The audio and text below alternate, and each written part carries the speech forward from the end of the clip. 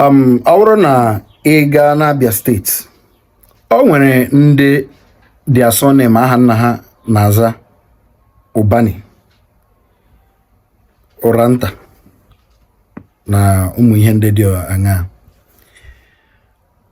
Nke a kwesịrị ime gị ka ịjụ ajụjụ si kedu ndị wu ndị Ubani na Rivers steeti.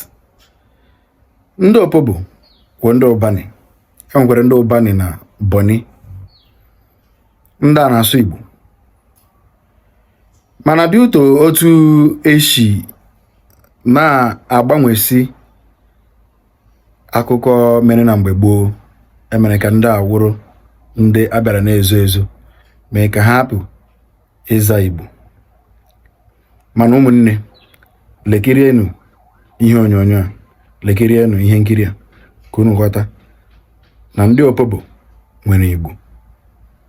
Ọ bụrụgodị na-asị na o nwere ndị ịjọ nọ n'etiti ha, mana Igbo ka ha wụ. Ọ bụ otu ọ kwesịrị ịdị.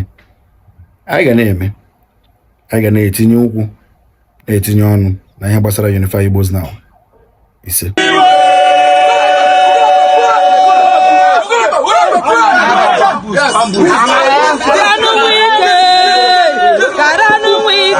Ubani dumne wiwe garawite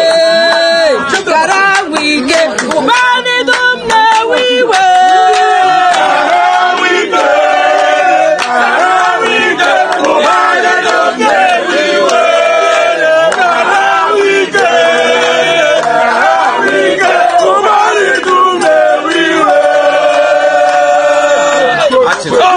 Asila kala osime